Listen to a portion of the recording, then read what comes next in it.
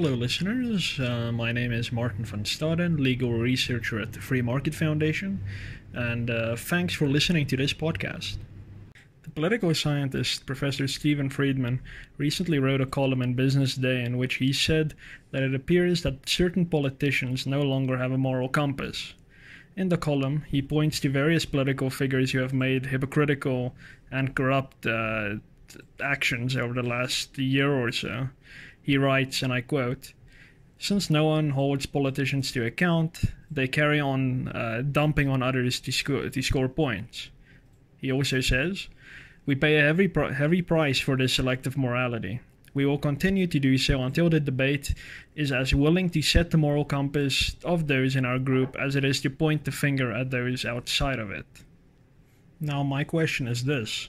What needs to happen before South Africans realize that the institution of government is not a friend, a servant, or a protector, but a rival that only does good insofar as it is restrained? Our continued trust in government enables its continued expansion and its tendency towards corruption. As we know, in any society, the government is the greatest single concentration of power. It is also the only institution in society that can, without any prior agreement, legitimately compel behavior. In the final analysis, government can do as it pleases. As such, it will always attract those among us who have a hunger for power and control. Force, compulsion, coercion, and violence are the very essence of government. These characteristics are inseparable from the institution, and rightly so. Government as a concept came about because of the need for a forceful institution to protect individual rights.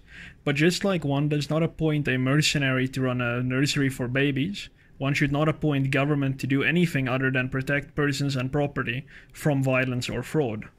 This is what government is supposed to be limited to, and why force is a crucial ingredient to the nature of government. But government has not been kept to its proper role, and we have been reaping the fruits of this grave mistake for centuries. This is why it is important today to acknowledge and appreciate the nature of the institution of government, and such appreciation is the key to solving all the problems that have resulted from us making this mistake. Legal and political scholars, probably like Friedman, have been trying to evade the nature of government for centuries.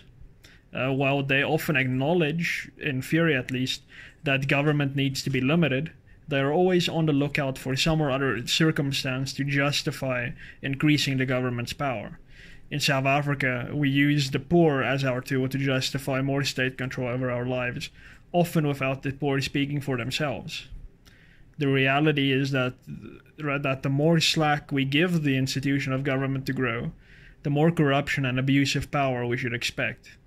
If we are serious about putting things like state capture and hooliganism from certain politicians who attack journalists to a stop, we need to stop inviting more power from the state. Thanks for listening. Cheers.